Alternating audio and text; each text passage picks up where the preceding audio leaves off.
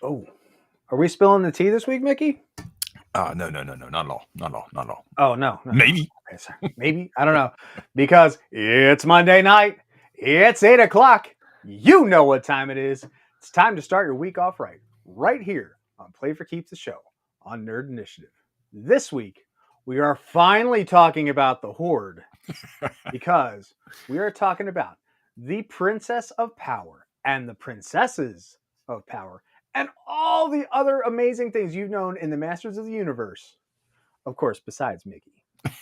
But, Mickey, as always, play that intro. It would be my honor.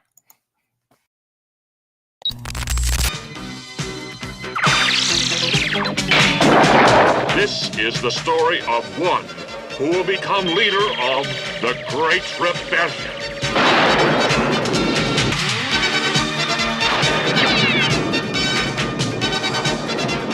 Where darkness rules, fights the champion of light.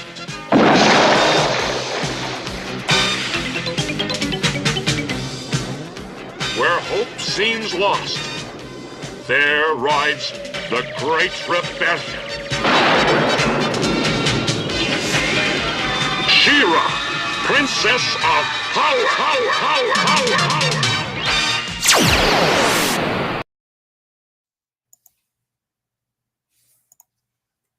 So yeah, can you believe it, folks? It's that time. It is Monday. It is an amazing week. We've had so much stuff going on. We've been keep building up right here on Nerd Initiative for Masters of the Universe March Madness. So as always, let's start the show off right. My name's Off the Cuff Tom, Nerd Initiative's pop culture connoisseur. And with me, as always, he is the voice of Nerd Initiative. He is the swift wind that keeps you up and elevated. He, over there, is Mickey CWK Smith. What's going on, Mickey? Not a whole lot, man. I'm almost sad that we've only got 2 episodes left of Masters of the Universe March Madness. But I hey, can't believe it. it's cool, man. This has been a great ride, and I mean, I'm actually excited to talk about She-Ra. So let's go. Yep. Bear with us, folks. We're having a little bit of technical difficulties. There we go. It finally popped up on the other one. There you go. There we go. So yeah, it is Monday night, 8 o'clock. You know what time it is. Blah blah blah. Yada yada yada. Sorry, we had some technical difficulties. If you missed the fantastic intro, he's the swift wind, holds me up. Awesome, great. We're talking She-Ra, and we're also talking about all the other fantastic merchandising that has happened through the Masters of the Universe. We are going to be talking about the crossovers, but as always, we got to talk about what we always talk about because you are here to talk toys. Yes. So, any pickups this week? 2 actually. I got my X Factor Cyclops in Marvel Legends. Yeah, that does look great too. It's I almost don't want to take them out of the box, but I'm going to. And it does have a blast effect. It does. You have the one. Geez, here we go. Right here, and then you have one up here that's like a big boom, coming out of the eyes. And I'm assuming with the 2 different head sculpts, it slots into one, but not the other. Yes. Super bummed though because the Jean Grey of this went on pre-sale on Target and it was gone in like minutes and I couldn't get it. And I'm like, I'm angry. I got a guy. Don't worry about it. I got you covered, man. But today I was in Target and I didn't know they made these and I had to get it because it really wasn't a bad deal. It's these retro carded Predator. Like, ooh. Yeah, it's really cool. It's from NECA, right? It's like a Kenner throwback. Because NECA's in kind of in the style, you can't see it, but it's in the style of Kenner. They've actually got like aliens up here too, but this is the only one I saw was this Berserk Predator, so I scooped it up because I'm a fan of the movie. So yeah, nice. What about you? What did you pick up? For myself, believe it or not, I did get something from our friends over at Big Bad. Now this is something I'm paid for. Not that I don't mind when they send me stuff to review. But I know you guys never see it because I've got my display and everything up back here. But I do collect clones, specifically clones. Nice. I do believe that Clone Commander Bakara, however you pronounce it, this is the first one that I've seen in the Revenge of the Sith line specifically. Mm-hmm. Because everything else is either Clone Wars or, Rebels or tied to something. So this one, yeah. I know that in the customizing community and the Black Series, subreddits, they have been complaining, oh, well, it's not completely ready. Shut up. You got a tip fit. You got your figure. Yeah. That's my, be grateful. They can stop making them. That's true. We can just keep getting Lukes. That's about it. Yeah. We can go back to 5 points of articulation. Seriously. Uh, But let's twist on that point. And what are we talking about for toy news this week? Nice.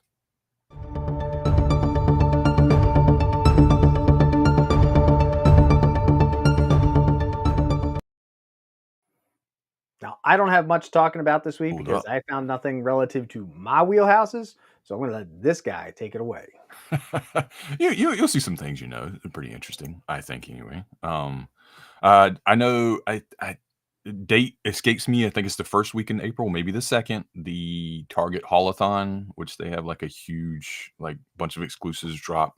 A lot of it is TMNT, but I will strangle someone to get that Pee Wee Herman. Do you understand what I'm saying? Like, I'm going in there like old school Black Friday. Like, I will knock you out to get him.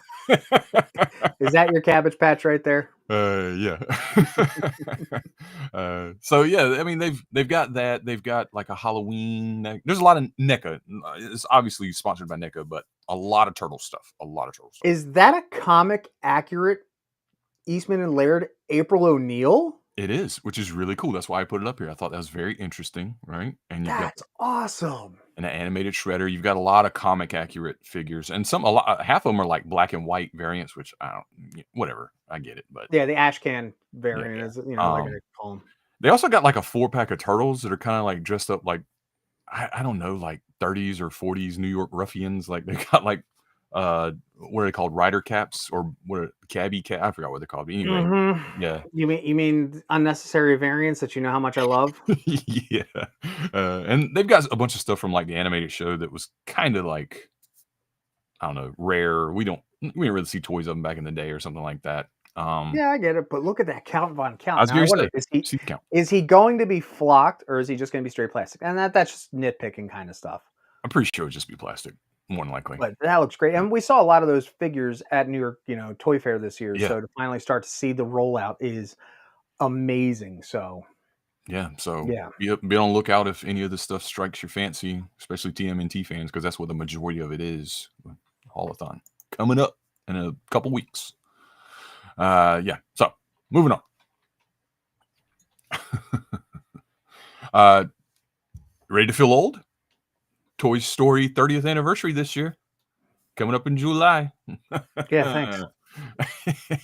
So Mattel actually just re-upped their licensing contract, I believe, with I don't know, with Disney or Pixar, whoever it might be, to produce the these mouse. toys. Yeah, just the mouse. So yeah, we'll have a whole new wave of those things coming. These are just the kind of couple that they teased, and I mean they've got. It's a rabbit hole because I started going down it and I was like, nope. Like there's so many events planned out this year for this thing, so you won't miss it. It'll come across your feed on social media somewhere over the next 6 months for sure. Let me see if I can pull a picture in here real quick. Do it. I don't know if I can. Oh, I don't know how to pull it from Facebook. Never mind.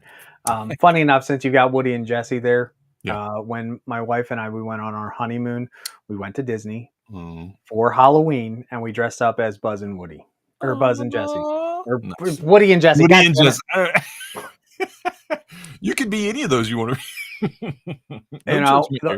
The funniest thing is that when we finally did see Buzz in Tomorrowland, right, I think somebody put him in SAP mode because he tried stealing my date. Oh, that's smooth. And it's true. Like he was twirling her in the whole nine. Was he speaking the lingo? No. And he doesn't. He's one of the few characters that doesn't sign his name either. Yeah. He has a stamp. Okay, that makes sense. Probably doesn't have a lot of dexterity in those big sausage of gloves, whatever they are. But anyway. Yep. Hot Wheels fans, the search for the next Hot Wheels. So I didn't know this was a thing till today. It was a national tour for custom car builders, right, to get their car made into an actual Hot Wheel. So it's Pimp My Hot Wheels? I guess so, yeah. But it's an international tour now. They're going through 4 countries. If you're a big car fan, you like to build cars, you build a custom car, you'll be like, you enter the competition, and they'll end up with like finalists in each country, and they'll get down to one will get made into a Hot Wheel, and I think it's called like the Great Garage or something like that. You're like enshrined in the Hall of Fame of Hot Wheels or whatever it is, and your car will get produced for people to buy. It'll be pretty cool. I think that's cool. That's I thought it was awesome. an interesting thing that I didn't know about. And I was like, that's cool. And also, if you're a Hot Wheels fan, don't forget I also wrote an article about the Hot Wheels Garage many moons ago. Yes, you Check did. that out on nerd.initiative.com. Shameless plug. It's a good article too, and I love that thing. That's a core memory, for sure. Last thing, your favorites, Super 7 reactions, where the wild things are. So if you're a big fan of the books, I just thought this was really cool. Reaction figures, I love their card art. They're awesome.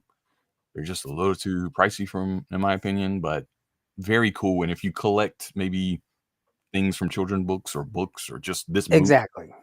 like these are for niche collectors, you know what I'm saying? Mm-hmm. Extremely niche collectors. And I'm not saying that in a bad way. If that's your thing, that's your thing.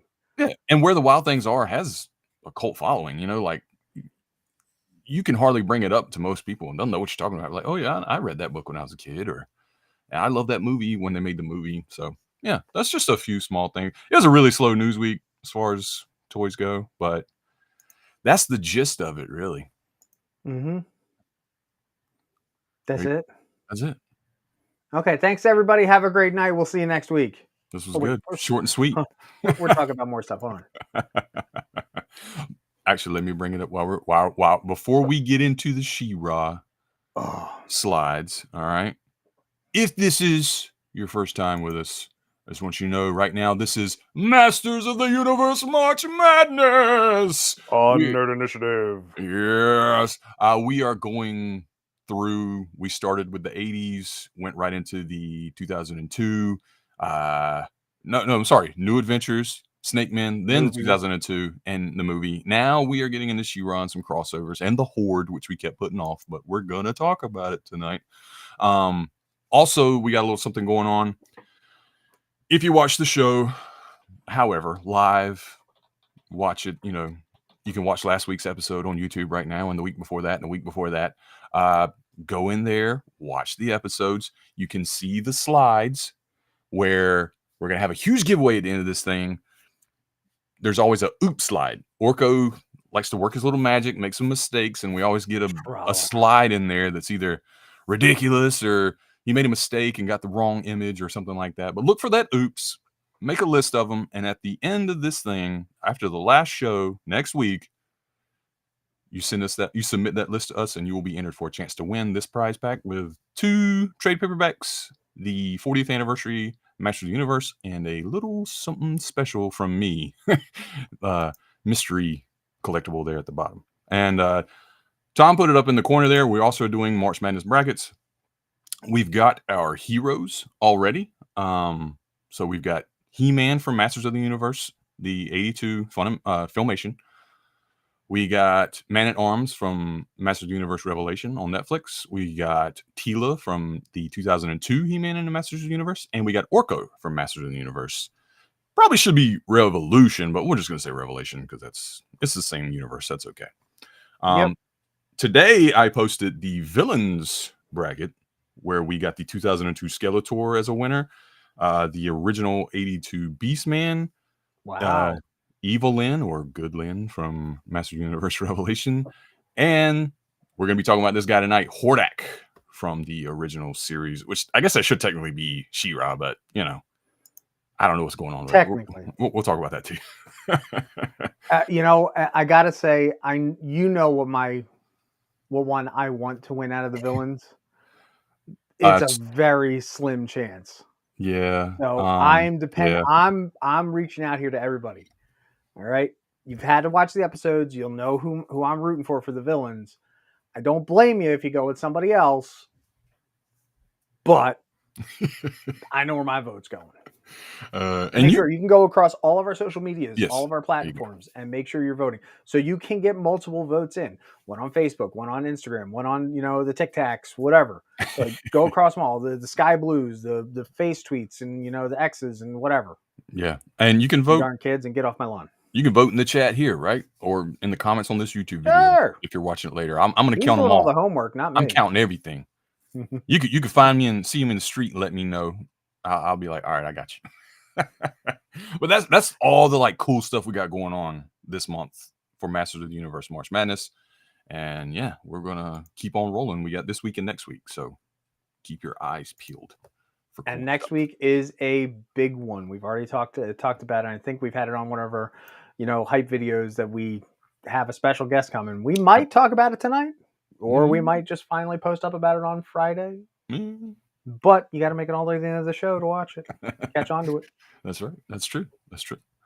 So yeah, are we ready for the next step in the evolution of Masters of the Universe? Well, is it the next step? I'm sorry. It's half the next. It's 3/4 of the next step, but we're finally playing catch up to something we've talked about already.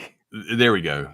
And we're hitting on spinoffs now. So that's what. Yeah, we're going full circle and spinning off of it.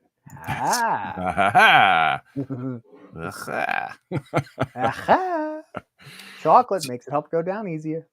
Masters of the Universe, 1982 toy line. Huge, massive success. You can go watch the first episode. We covered head to tail, right? Like everything. Until we talked about the Snake Men on another episode. That's right. Because that's a different tale. And we left out the Horde in both of those episodes. But yeah, so you can get the history and everything. It's huge. It's making like $500,000 at its height. $500 million, excuse me, $500 million at its height. And in this the 80s, billion. And this is the first time Mattel has had a boys toy outsell Barbie, right? Barbie has always been their flagship. She's the money maker. You know what I mean? She's one of the first toys to ever be like advertised on television. Like it was a big deal. And so what they found with a lot of market research is that 20 to 30% of the Masters of the Universe audience was girls, which was, I think, a surprise to them because you had girls asking for He-Man toys, And I'm not talking about they were all buying Tila. They were buying He-Man toys, like all of them. Mm-hmm. They were collecting them just like boys. They enjoyed the show. They wanted the power. Yeah. It was appealing to them. I know the target demographic was boys, and we were like, this is for you, boys. But girls were digging it too.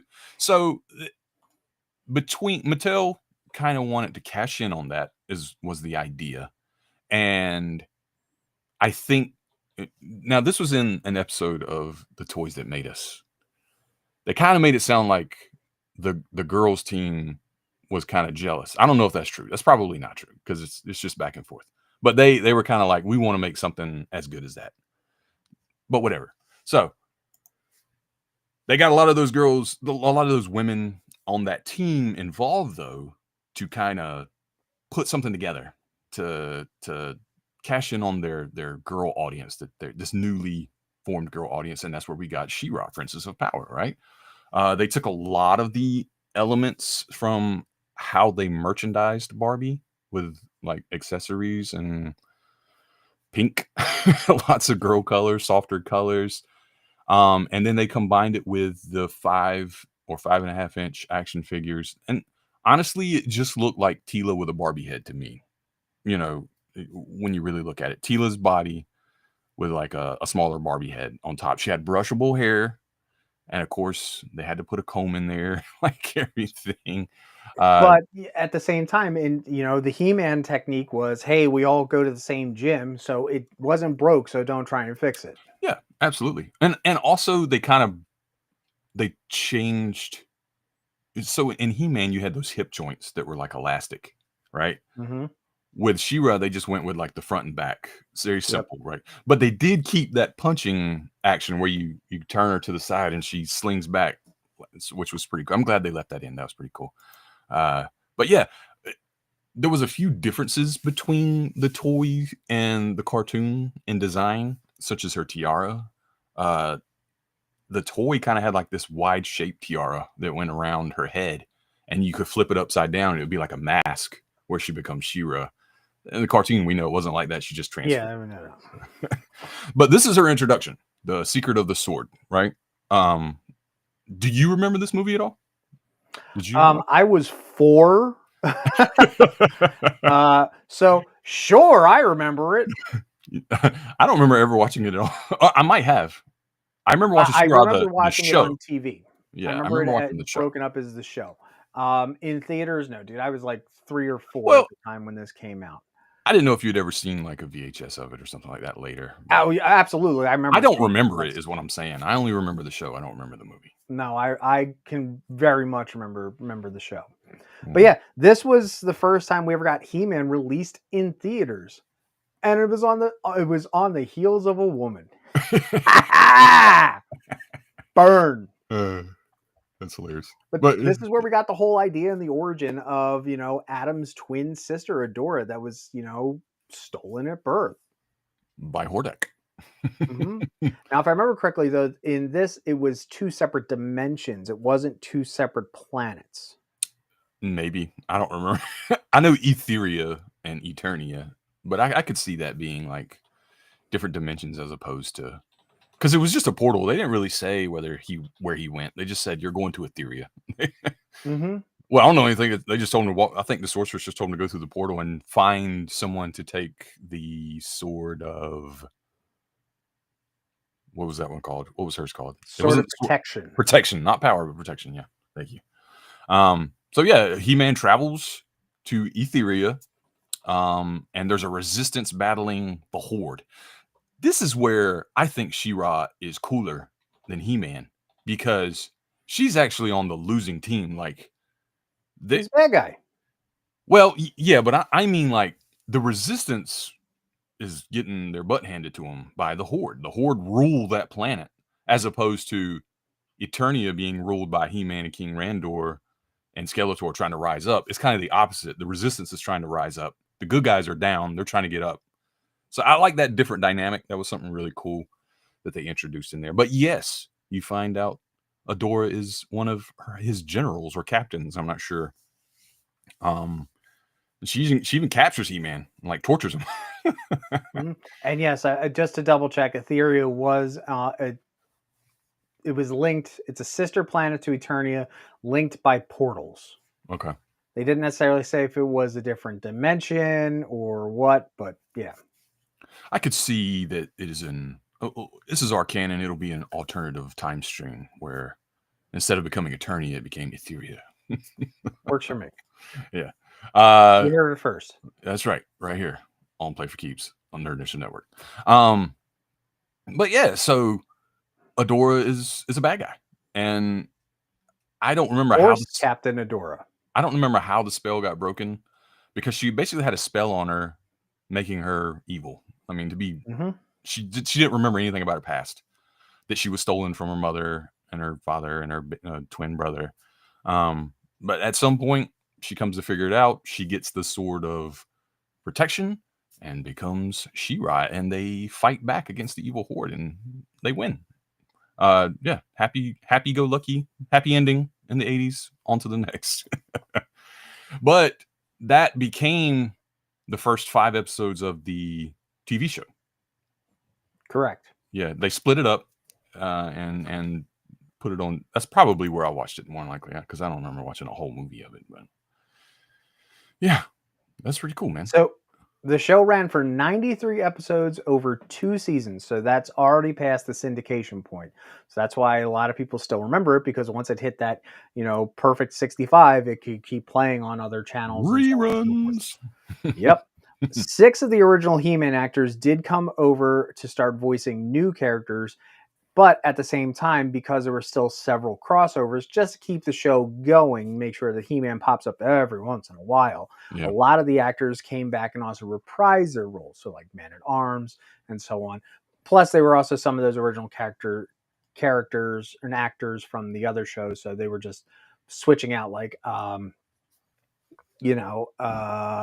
He-Man also voiced Webster in She-Ra. Alan Oppenheimer, who's famous for fools, playing Skeletor, played Mantenna over in She-Ra. Linda Gray, who was the sorceress, played Shadow Weaver, Madame Raz, Scorpia, Glimmer, and the Queen. Like, there was quite a bit. Hordak still obviously came over, so they did keep the original Hordak actor between the 2 different shows. Yeah. The actress who played Queen Marlena from the original series came back as Frostra, Lukey, Perfuma, and several of the others. And then one of the great voice actors of the 80s who doesn't get enough credit, Lou Schreimer, who did Orko, King Randor, Trapjaw, your boy Triclops, was Swiftwind, Cal, Broom, and the Horde Troopers. Yeah. It's really, really just like, hey, you're already hired. Let's just, keep paying you. Well, that's traditional with using the same animation company. So Filmation it was the same thing when we were talking about Rankin Bass. Those kind of just followed along with those shows because they knew them, they were dependable, and I'm just going to keep you're talented. I'm going to keep using you. I wanted to bring something up here though because this aired in '85, right? Is when it started. Yep.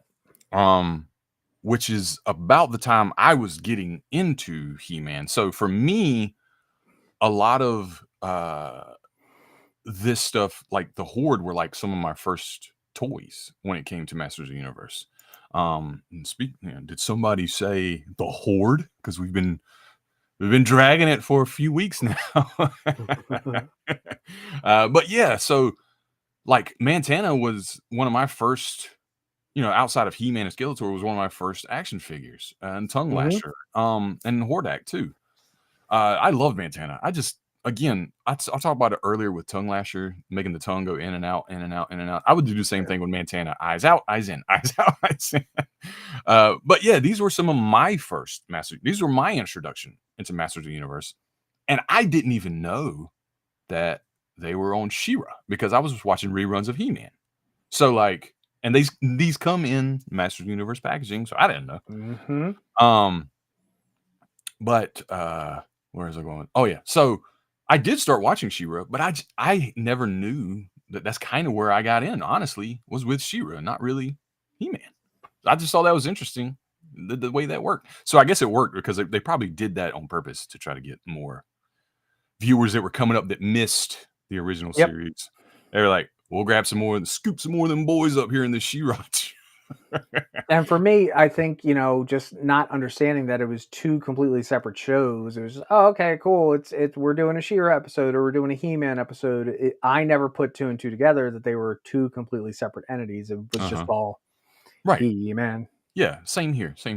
But the Horde, I mean, they were a massive part of their merchandising or marketing campaign for Masters of the Universe, because a lot of these toys had some really unique play styles that we hadn't seen yet, and they were being advertised to He-Man fans, which, I mean, fairly so, but they weren't using them on He-Man. They were just using them other places. They had vehicles, they had creatures, they had play sets. They even had my first play set from Masters of the Universe was the Fright Zone, right? That was my first one. You had the little puppet snake that would come out of the hole, and like, which was nothing like the Fright Zone on the She-Ra show. Wait, that's not the Fright Zone. Get Orko. God. Trolog. Is that Lukey? It is. Look, he's standing in the window. Look at that guy. What a little rascal. There's two rascals. Can't be a She-Ra episode without a little bit of Lukey. Can't be. But yeah, that was my first play set, and it was nothing like the Fright Zone on the show, because the Fright Zone on the show was kind of like a factory, basically. Yep. But this is what I'm talking about. So you had the She-Ra toys. I mean, sorry, you had look, I did it right there. You had the Horde toys that were Masters of the Universe, and then you had the Horde animated on the characters on the She-Ra show. I get it. It's cross-marketing, cross-platforming. Like, you get and fans. Look at the box art. Like, Fright Zone has Skeletor and, and Battle Damage He-Man. The Monstroid has what? Is that Cyclones? Yeah. In the arms and Man at Arms. Yeah. At least Robato's there in the background. Yeah. So this was definitely later, because Robato was wave 4. Yeah. Yeah. And I think the Horde was like wave 3, if I'm not mistaken. Yep. So like, we started seeing the inklings of it, but they never adapted it in the show. So finally going, oh, well, let's just twist it to the girl show. Yeah. And something else interesting, I didn't really put in any slides, but a lot of the first Snake Men were from the Horde. Rattler was with the Horde. Leech, I don't know if Leech was a Snake Man or not, but there was a couple of them that were in the Horde, and then eventually they all became part of the Snake Men later on. But Yeah, I mean, when I bought Horde toys, I was buying them to play with my He-Man. I didn't even think about they being She-Ra toys. But that's probably how they were pitching sales, right? Like, this is how we're going to get them to buy it. This is what we're going to do. It's going to work. And it did. Yep. Because I think this was like the year before they were like on their way to $500 million. So they were making hand over fist money at this point. So there is a little bit of difference here. You'll notice we do have up these swords of power and protection. One was for He-Man, the other one was for She-Ra. It's like yours, but better. The call that Adam used to transform was by the power of Grayskull, but She-Ra used for the honor of Grayskull. And I still have issues with this only because we've never mentioned Grayskull in any way, shape, or form in any She-Ra series. Because while He-Man had Castle Grayskull, She-Ra had the Crystal Palace, which I'm like, oh, what's the deal? But I will say that I strongly think that the Sword of Protection is much better than the Sword of Power. Hate me all you want. All right, come at me, bro. But the fact that this sword with the little extra jewel in it could transform into whatever she needed, so it literally was her own Deus Ex Machina, like, oh, hey, I got to fix this, and I need a shield. Oh, I need a whip. I need a really big key. Boom, done. Yeah, a lot more of that magic. Yeah. Yeah, because at this point, it's like, we're selling toys. We don't need a story. Yeah. I wonder, what did New Adventures of He-Man say again? I can't remember. He said something different. For the by the power of Eternia. Okay. So that probably would have been cool for the honor of Etheria. That would have probably been pretty dope. Yeah. But again, I guess. Okay. Now I gotta go watch that movie. Where did the Sword of Protection originate from? Because He-Man took it there for her. Did it come from Castle Grayskull? I think the sorceress had it, and I know at this point, we've talked about it before off air. The fact that the two different swords, did become part of the story, and I don't know if it was the Sword of Protection or if it was the sword that Skeletor had, and we completely have gone off the rails from that original storyline. Yeah. So, but I know, the sorceress had it, gave it to Adam. Adam brought it over, and there you go. You're She-Ra. There you go. Yeah. Too bad they never tried to like put these together. But they're like, or maybe it's like don't cross streams. You'll destroy them. No, we could get a Ghostbusters there. So the toy line itself ran for 3 waves from 1985 to 1987, and this is the majority of it you see here in this catalog picture. There are a few extra things, obviously, and a lot of like Komm der Welt und Zauber und Fantasy. Yeah, this is the best picture I could find of like a conglomerate of things as opposed to putting a whole bunch up here. That's okay.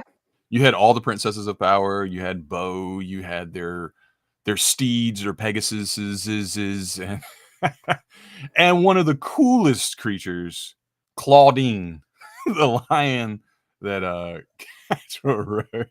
I'm like, Ken. Look, Claudine, Battle Cat's cool, but we know that Ken would definitely love to have a Claudine on his shelf. You know it. Woo, woo, woo.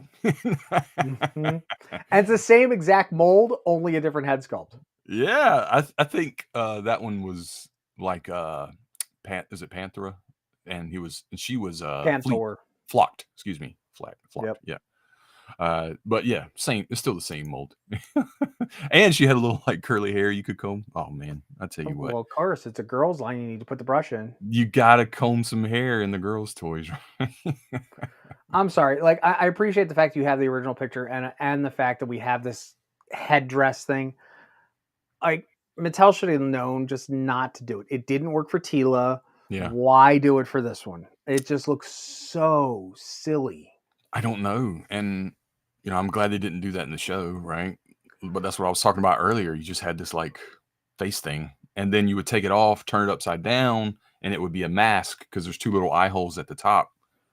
And it would be like, I liked the design of She-Ra, and I can't confirm this at all, but she really looks super influenced by like Valkyries, which was dope to me. And she even rides a Pegasus, which is really cool. And I wish, man, if they had leaned into that, it probably would have been like way cooler. But this is some of the packaging right here. I I think the card backs are pretty appealing. Even I know they changed the colors to pink and stuff, but it pops. It comes off the shelf, and then you can see we have the Crystal Falls playset up there in the corner that would go with the Crystal Palace playset, and we also had these outfits. This is where the Barbie stuff comes in, right? Yep. Yeah. And it was smart. Like, why, yeah. they realized that the He-Man variants didn't work out as well. There you go. Yeah. So it's cheaper to just make new costumes and then put them on your Barbies or your She-Ras. Yeah.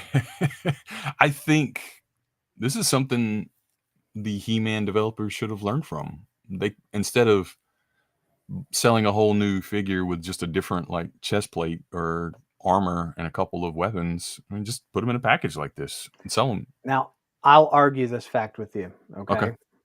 I think it's smart to do it this way because of the generalization of that girls get to play with the clothes with their toys. The idea that boys wouldn't want to, that's a girl thing. So giving them a whole new figure would probably be the most, changing clothes, that's a Barbie thing. That's I can see where the mentality would be for that. I wonder if it's age, because I'm trying to remember. There weren't a lot of boys' toys back then with soft goods that I can remember. True. So, and now that I'm older, though, I like it. Like, it's like I enjoy soft goods. Superpowers line might have been the only one. So your Batmans, your Supermans, Yes, I love the cloth capes. You know what? Actually, I had a few of those, and I just love that you could take the cape off and put it back on, and it was flowing, and that was cool. But yeah, I know as I get older, I really like soft goods on action figures, even though you got to spend a pretty penny to get them. But yeah, I mean, she had an outfit for every occasion, and if I'm not mistaken, you could put these on any of the figures. It didn't just have to be on She-Ra. You could, because they all went to the same gym. Yeah, they all had the same body style. So again, no matter what figure you had, maybe you didn't have a She-Ra, you had one of the other girls. I can't remember off my head, but you could put the outfit on her. You could. Frosta, Perfuma, Netra. Trust me, I know them all. Oh man, it wasn't limited, which was really smart. I know these guys know what they're doing, and these gals. So yeah, they did a good job because this helped boost those sales. Because like I said, we're almost at the peak of this thing now when this stuff is popping. So yeah, She-Ra for a new generation. So yeah, She-Ra ran her course, did all 96 episodes, and then we heard nothing. 2002 didn't touch upon it. Nothing. And then randomly in the late 2010s, we get Netflix and DreamWorks combine their powers together. DreamWorks is killing it this time is killing it with all their different series like Voltron, Legendary Defender, of which we have to do a Voltron episode soon. Oh, yes. We might even be able to pull a whole month out of that if you think about it, because I got original Voltron, we've got Third Dimension, Voltron Force, Legendary Defender, the 3 different toy lines, one of which had never been made here in the States or made a show. Trust me, I got the lowdown on Voltron too. Again, off the cuff. Because anyhow, but because last week I had that really good, line, don't call it a comeback, I had to add this in here again just for Mickey because it completely got you going. I loved it. Yeah. But yeah, 2018, She-Ra and the Princesses of Power. This is a brand new series that debuted with DreamWorks on Netflix in 2018. Wow, what a show. I absolutely loved it. I watched every single episode. I was chomping at the bit for every single season that came out. It was a completely new redesign and retelling. This was not a He-Man show that adapted into She-Ra. This was her standing on her own 2 feet. Yeah. Because she ain't need no man. I can't speak to it personally because I only watched a few episodes in passing. But I have a lot of friends who did watch it, and the ones that did were super passionate about it. Like, they loved this show and they sing its praises today. I got one friend that'll bring it up. We'll just, in Discord having a conversation totally unrelated, and then somehow she'll tie it into She-Ra and the Princess of Power, and I'd be like, awesome. So Oh it yeah, had a real effect, and it had a strong audience too. Yeah, I'm gonna like go this back guy. and watch it at some point. I promise. Yeah. So you can definitely tell that the design of She-Ra had changed. Yeah. I really did have to swallow the pill at first, dealing with the change in design, and not just the design of Adora and She-Ra, but more of the design of the animation style. I was Oh yeah. hoping to get, because this was a reboot or reimagining, hoping to get more of a design like we got updated designs like we did in the 2002 series. Okay, a little more grounded, a little more gritty, You probably. know, yeah, but we went for this more fantasy magical girl style, which perfectly fine with. This was kind of the animation that was popping at that time too. Like a lot of stuff Exactly. on Your Netflix Steven looked like this. Universes, your yeah. So and it worked. It worked just fine. Do not get me wrong. The one big thing that I absolutely will always applaud this show for is the fact of inclusion. Yeah, You for sure. know, you take a look here, and I broke it up into 3 different pictures. You look at that first top picture closest to me right here. This was the original Princess of Power and Revolution. Um, yeah, kind of bland. Yeah. I mean, don't get me. We had the rainbow because it's a girl show, so we had to have the rainbow. But yeah, not a lot of. Yeah. You know what I mean? Yeah. Yeah, I It's got not a lot of suntan. you. Not even fake bake. Someone didn't even go to the orange issues or Yeah. whatnot. But at the end of season 1, you can see here this middle picture where Dora She-Ra did get her little power up armor. I joked around and said, "Oh my God, it's Power Rangers!" And for the while, it really was. Everybody had a gimmick, and She-Ra's team all do have gimmicks, just like He-Man's. Yeah. You had Netra, you had Frosta, you had Perfuma. So there you go. You had one who did nets, trapping. You had one that did had ice powers. You had one that did, plant powers.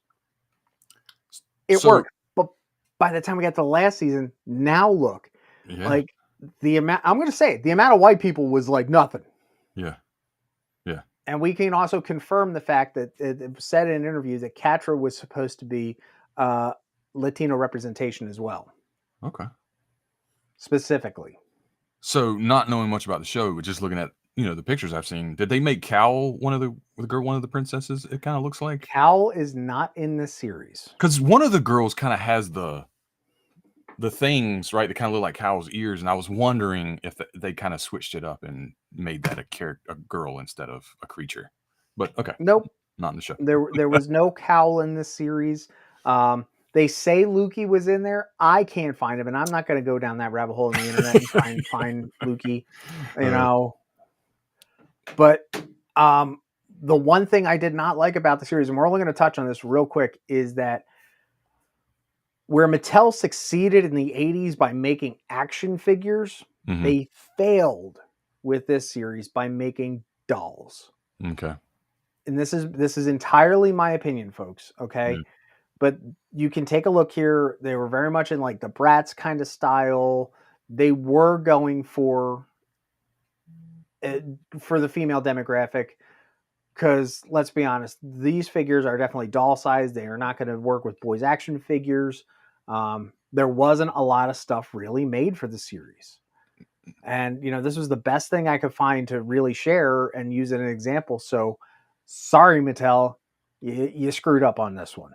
To speak to that point, I wish I'd put a slide after this, because I think maybe the show was at its peak or over at the point when it's probably over actually, when Masterverse kind of started making some Princess of Power toys. And I didn't Mhm. add those in here, but I personally bought one their like deluxe She-Ra, because Yeah.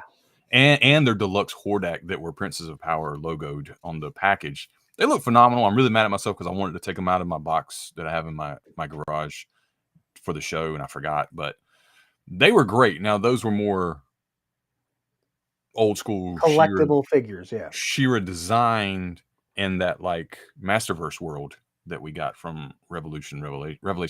So yeah, I don't know why they did that. I know that girls are probably their prime demographic, but not really. You've already touched on it. Like, it was very inclusive. So I mean, it was very like part of the queer culture too, right? Yep. So, big thing on here. This is the amount of awards and everything that it won. It did win a GLAAD Media Award for family programming, which was tied with it that year. Hmm. It won a Daytime Emmy. It won, the Autostraddle Gay Emmys. And then below this is all the nominations that it got. Look, I'll be honest, folks. Go back and watch the show. Go in with an open mind. Take it for what it is. Don't think that we're cutting the same thing from the He-Man cloth. Yeah. This show stands alone on its own. It is well worth it. It has some fun. It has some heart. There is one big thing, and so here you go. Spoiler warning. They do have several, LGBTQ relationships. Bo now has 2 dads. They also changed his race as well. Mm-hmm. Not only that, he has 2 dads. There's a lesbian couple in the princesses, and on top of it, by the end of the series, Adora and Catra are a thing. Now, I will say, maybe it's just me, but it hit me wrong the way that they went around and did it.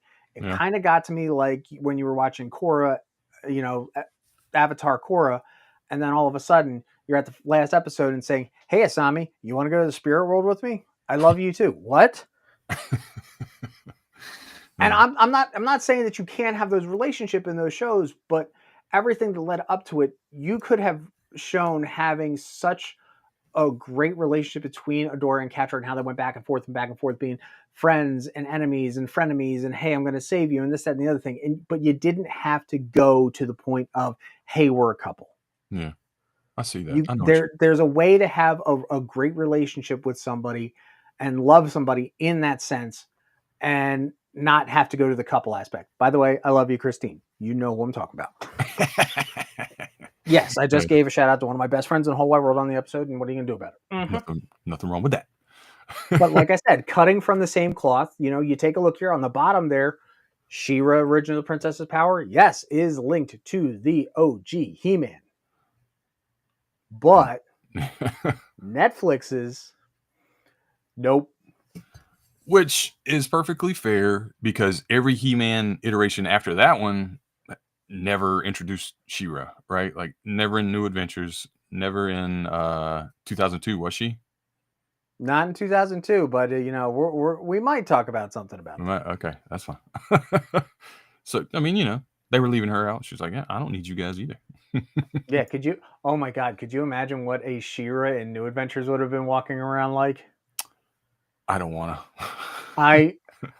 Seriously, we already hated Adam's design in that series. Could you imagine Adora rolling up like big, flowy, drapey, oracle-looking thing? Yeah. And then obviously because He-Man had to wear this, stupid bracer with, just as a test piece. What's that mean? Like, is... Sorry, I'm gonna say it. Is sure gonna be walking around like clamshells or something? Yes, absolutely. She'd probably in New Adventures she'd have on that like Madonna get up with the cones and stuff. She'd be rolling around like Cher in if I Could Turn Back Time, the music video, but in white, not black. I ain't mad. Big fan, big Cher fan. Okay. I'm sorry, we're yeah. But wait, there's more. Don't forget, Nerf Initiative, the flamethrower. Kids are gonna love it. But we are done talking about the Princesses of Power. Let's talk about all the other things that we have seen He-Man in. Yeah, more spinoffs, more crossovers. Yeah. And let's start at the beginning, right? He-Man versus He-Man versus Superman in DC Comics Presents number 47. I believe Skeletor brought Superman to Eternia with mind control to help him break into Castle Grayskull. So we had a fight between Superman and He-Man, which I'm pretty sure Superman won, if I'm not mistaken. But whatever. This is the first crossover for anything that we've ever seen, with He-Man going outside, or even with She-Ra itself too. Yeah, and probably Superman too. I don't know for sure, but Muhammad Ali. Oh yeah, okay, yeah. I didn't think about real world stuff. Yeah, okay. So this kind of set up a relationship with DC Comics, I believe. A We lot also of had the mini comics in the I was going original to say the mini seasons too. comics. The mini comics were produced by them, and you ended up getting a Masters Universe comic book line, a real comic book that went, I believe, after the show. Like it kept continuing the story, if I'm not mistaken. But DC and MotU have had a really long history, and they've made stuff throughout the years. 2010, they had a universe mashup, and then you had Injustice visited the Masters Universe universe, Eternium universe, whatever you want to call it. But so yeah, DC and Master Universe has always had like a pretty good relationship, it seems, in terms of like crossing over with stuff, which we will see here with some action figures as well. So yeah, they had these like 2-packs where you basically faced off the mirror of the universe, right? He-Man, Superman. The equivalent that you would have. So, He-Man versus Supes, Stratos versus Hawkman. Oh, the wing guys. And then Aquaman versus Merman, Skeletor, Luke Luthor. And then, of course, we were talking about She-Ra tonight. We have Supergirl versus She-Ra. And they were all designed. I got it. Hold on. Hold on. I don't know this, but I'm going to put this out here, particularly to Ken when he catches this on replay. Okay. I have never in my entire life heard of Supergirl referred to as the Maid of Might. When I put this picture up there, I was like, wait, what? I'm glad I'm not the only one, because I don't read a lot of DC Comics, so I was like, maybe they call her that. But I had never heard of that either. Okay, so let's talk here real quick. What other crossover characters could you and I come up with? Like in DC and Masters Universe? DC and Masters. I'm trying because I'm surprised we didn't get like Man at Arms and say Steel. Yeah, that's cool. I'm trying to think of a Beast. And why did they go with the weird black variant of Stratos? I don't know. That's maybe the lighting's bad in that picture. I don't know, but yeah. How about Beastman versus Beast Boy? That'd be kind of cool, right? Yeah, I could see that. Buzz Off versus Queen Bee. Yeah, there you go. There you go. I don't know who Triclops would go up against. I can't think of nobody. Martian Manhunter. Yeah, I can see that. That would be cool for sure. Or Manny Faces versus Martian Manhunter. Manny Faces would probably be better. Yeah, I think that would be cooler for sure. Mechaneck versus Plastic Man. Oh, dude, that's a good one. I was trying to think Mechaneck. Who would Mechaneck go for? I got you. We could get Bo versus Green Arrow. That'd be kind of cool. It's a little too on the nose. Yeah. Hey, Not like we're talking about this. So. I mean, yeah. Merman, Aquaman. Yeah, but I wish I'd like to go back and pick up some of these figures. I think they're pretty cool. I didn't see them when they came out. I remember the first time seeing this. I was still collecting my Power Rangers Lightning collection, the Masters of the WWE universe. Yeah. There's a Terror Claw right there. I don't know who that character is or the wrestler is. It's Triple H and John Cena, and John Cena is the He-Man. Triple H is, you can see Triple H is the Skeletor guy with the hammer, the big one. Okay, but I guess cool. they made him a Terror Claws version for that ring pack, which was cool. You got a Grayskull wrestling ring. Again, I didn't buy any of these. I don't know why. I didn't care at the time, but looking back, I'm like, man, I should have got some of these. Okay, why is it Kane doesn't have an alternate? Like, there's a few wrestlers that just look like themselves that I didn't add up here. Kane was just part of that wave. Ultimate Warrior looks amazing. Yes. Stone Cold as Trapjaw is really cool. I think that's Stone Cold. I've been trying to figure that out. So. Rey Mysterio and Stratos is cool. Dude, give me the 619 any day from that. Yeah, there you go.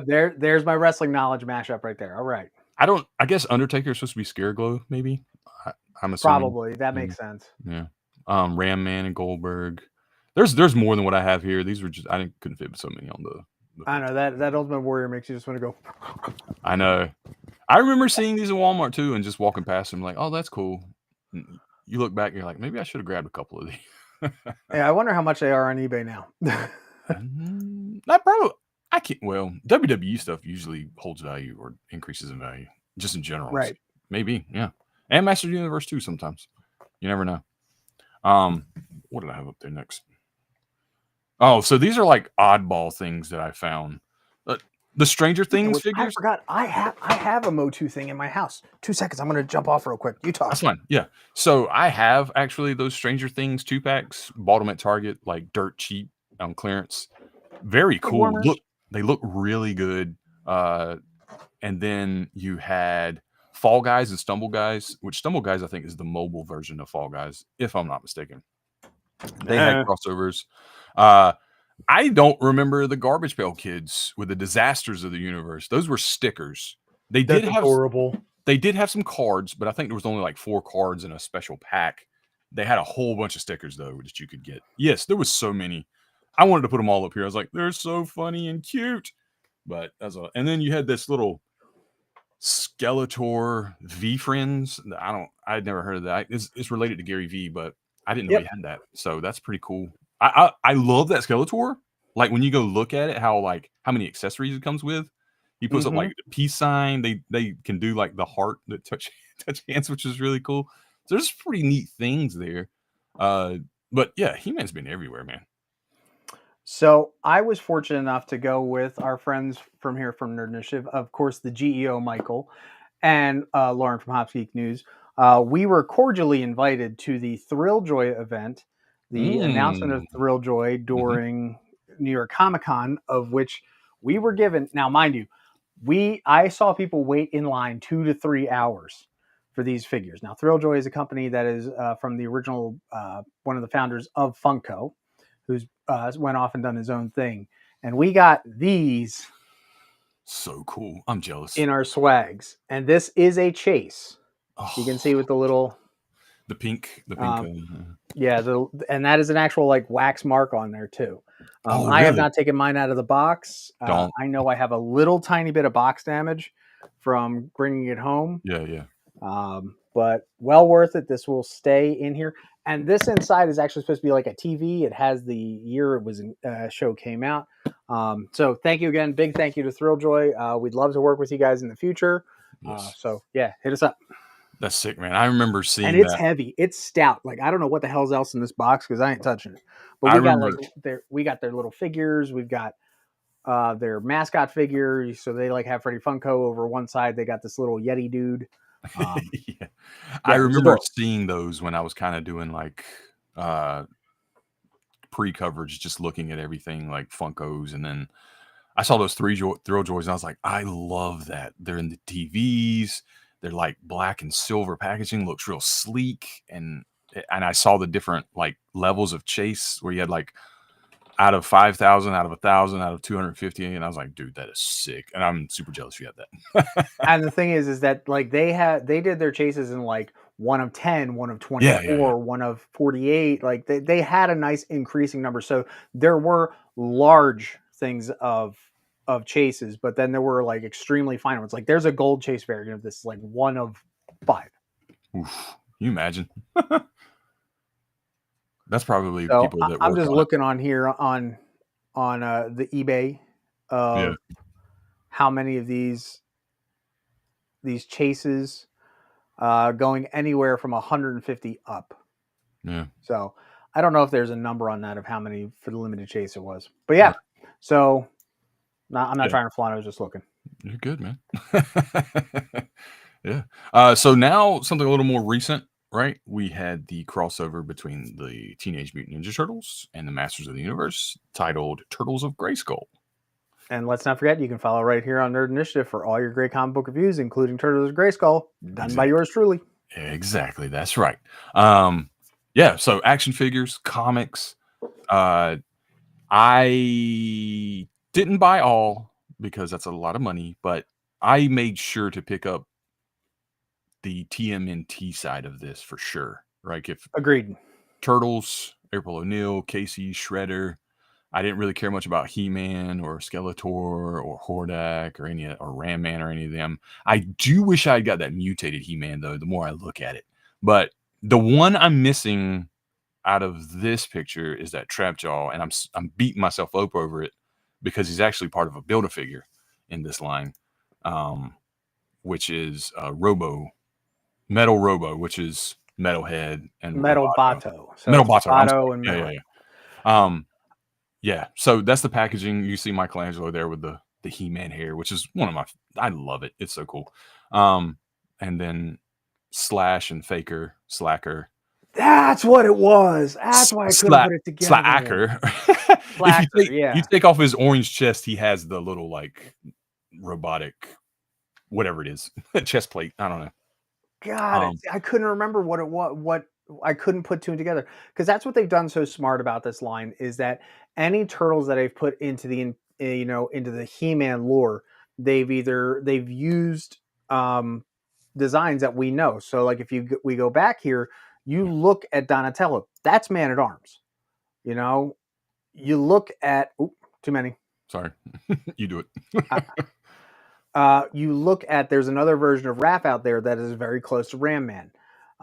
You know, you go up one to the one we were on, that's Battle Damage He-Man as Michelangelo. Donatello, there was another version of Donnie that we did have to try and figure out what it was.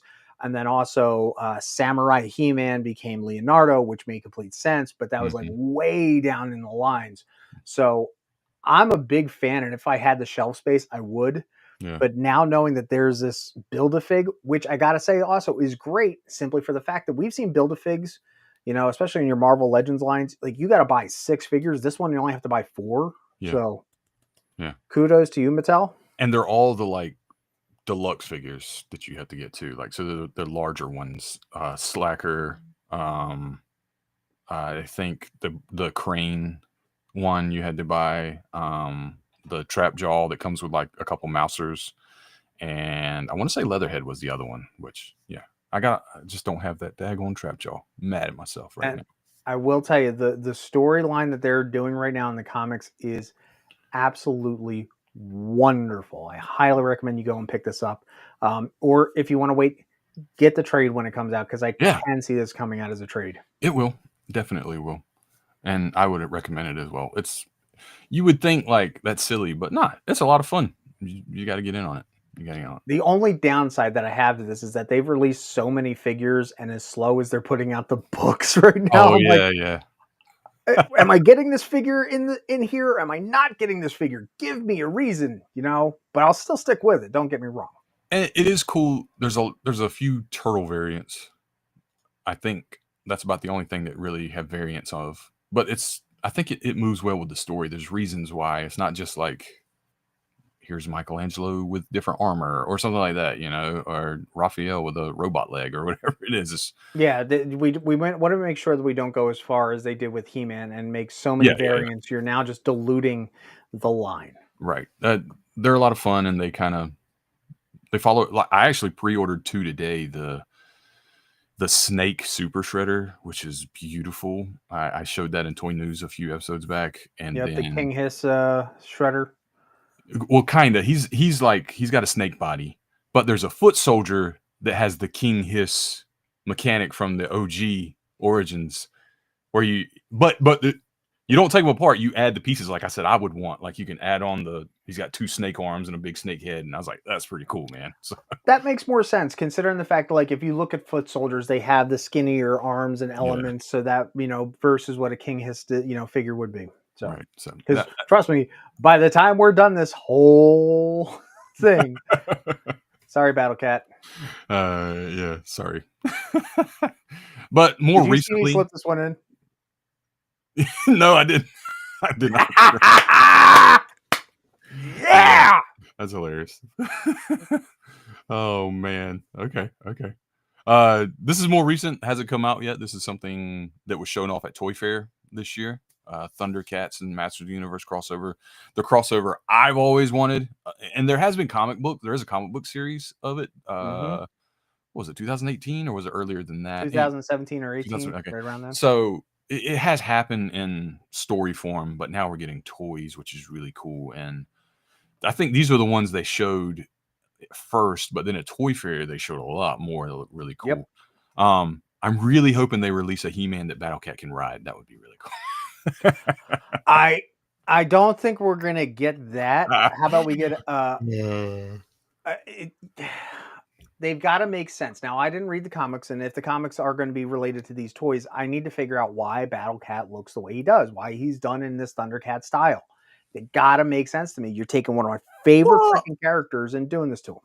he's the only cat on the on the Masters and from the But He-Man world. how did he become anthropomorphized? Did the Sword of Omens It's and got to the be. Sword of Power cross over? Like you Ooh. see there in that figure of He-Man, Yeah, I was the gonna say. Eye of Thundera is in, the Sword of Power. So is that what changed Battle Cat into an anthropomorphic, standing, walking, talking cat person? So he does. I don't know what he's gonna say in this one. Sword of Omens and the Power of Grayskull, and then blast Battle Cat. And he's like, "Oh crap! You turned into a humanoid." That would be pretty cool.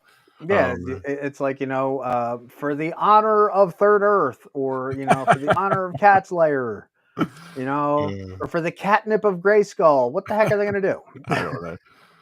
But I love the look. Man, just looking at these, I was like, yes, my wheelhouse. I want them ASAP. I'm iffy about the Lion-O He-Man hair. I'm sorry, but a lot of the Thundercats done up in the He-Man style, they got a little too Fabio-esque. Okay, I can see that. Yeah. Okay, I'm not saying Panther. You're like, Panther's going to go right on my shelf because I mean you got Man at Arms and Panther Dang. all together, but he still doesn't have a freaking Samaflange. Yeah. I love that He-Man. I do wish the chest plate was a little more colorful. I'm hoping maybe that'll change. I don't know. I think that the chest plate and the shield were 3D printed specifically for the show, just to show that there's going to be something. I can say with much certainty those will be painted eventually. Yeah. I don't know how, but anyway, even like that, I still think it looks great and I would buy it. If it was chrome, I would be on top of it for sure. But I can't wait for this. This is something still to come. Stay tuned because I'm sure every time they release some news about it, I'm going to want to talk about it. So if you do, stick with us in the future. Yeah. And that's about it, I believe, for all the crossovers. Oh, wait, we got something else. Now, if you know who this particular character is. It is a female character who we saw originally in certain toy lines in the Master of the Universe line. This is Desparta. We're only going to leave it at that.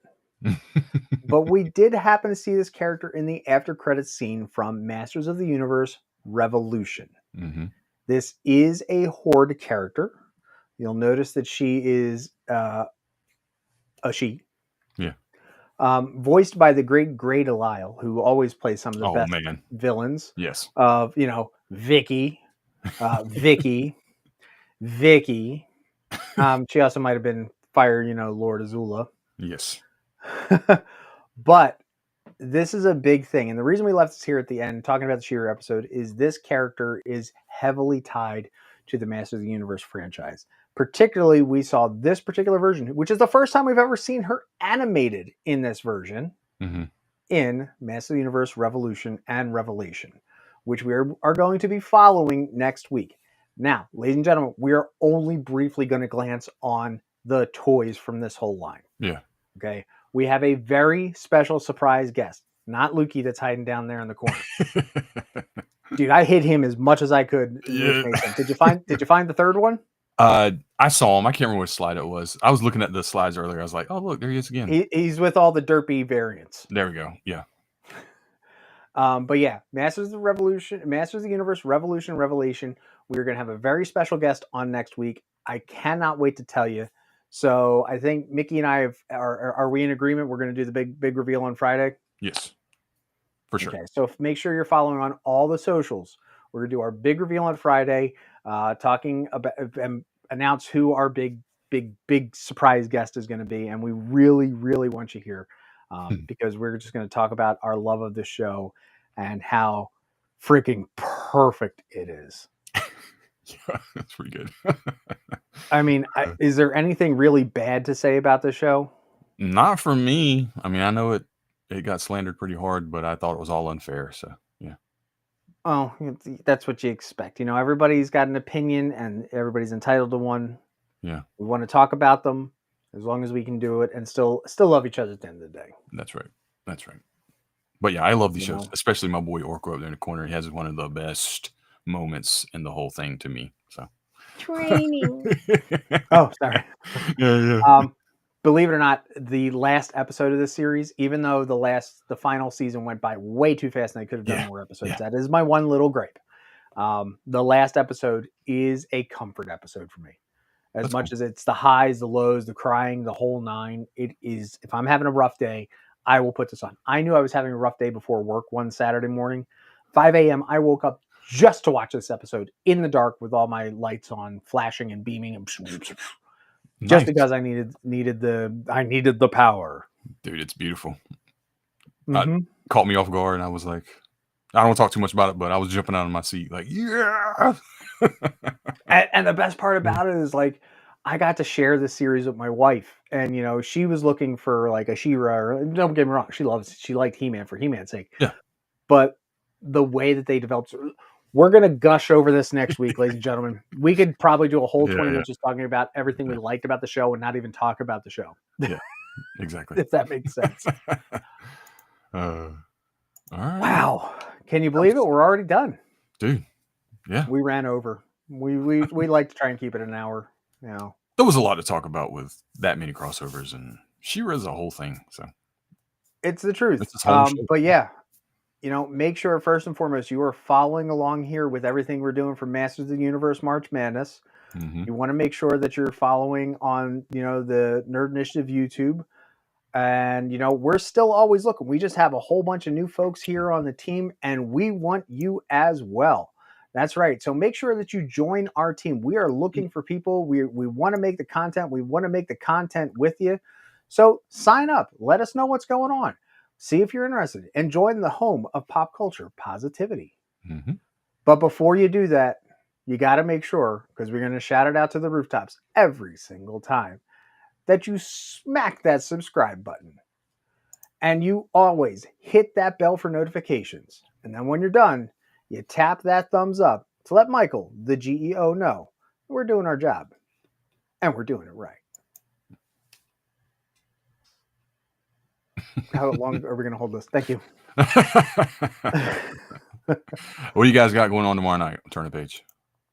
Tomorrow night we have, you know, did you watch last week's Turn the Page or my little cheesy intro that I did? I didn't see the intro. I listened to you guys talk for a little while, but I didn't see the intro. Okay, so let me talk about it. So we're going to have a very special guest returning to Turn a Page. So make sure that before you watch this, you want to be grounded to the earth, because this episode is going to hit you like fire. If not, it's going to blow you over like wind. Or if you're so on fire, it's going to push you over like a big, huge torrent of water, because it's going to hit you in the heartstrings, because David Pepos returns to Turn a Page talking about Captain Planet from Dynamite Studios. Dynamite Entertainment is bringing another great Hanna-Barbera line out to the panel pages, this time with Captain Planet. Nice. Yeah, that was like all the cheese. I did that right before, and Ken's like, that's great. Let's do that. So I said, there we go, Captain. Like he said. See?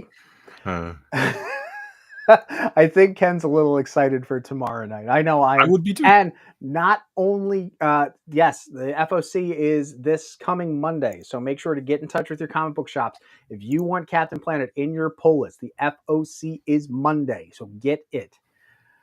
Dynamite Entertainment. Thank you, dear. Studios. But not only are we going to have David Pepos on, we're also going to have from Wrestling Night Live. Rich is going to be on as well. That's a good little plug there for Wrestling Night Live. That's right. Rich has been following a lot of the stuff that Pepos has been writing for Dynamite Entertainment. Mm-hmm. And it's, you know, we got to have him on. If he's loving the stuff Pepos is doing for Space Ghost. And, you know, so it makes sense to have Rich on as well. Absolutely. You know? Yeah. So yeah, there's so much stuff that going on. You know, Rich and Sammy are killing it over there on Wrestling Night Live. Yeah, we've got all the comic book reviews coming out this week. Yeah, we've got a ton of content dropping on YouTube like daily. Like, I mean, we've got Daredevil wrap-ups after every episode. We've got interviews like Ken says there with various comic book creators. Yep, we got a bonus variant episode this week. Yeah. we're doing interviews with like directors, producers, TV shows, movies. We've got plenty of content on the website on that too. Our movies and TV's team is growing. They're doing really well. So anything you're interested in, those guys are probably covering. If it's hot right now, they're on it. So yeah, check that out. And of course, if you want to follow anything that's fantastic and plastic, you make sure to, you know, stick with us on Play for Keeps. That's right. Yeah. So another week. Masters Universe March Madness only has one more to go. Be sure to check us out next week. And like Tom said, keep up with the socials to see who our special guest is. And please go vote in those brackets, man. I'm telling you, I want a real competition. Mm-hmm. All right. Anyway, we here Play for Keeps just want to remind you that don't just play for fun.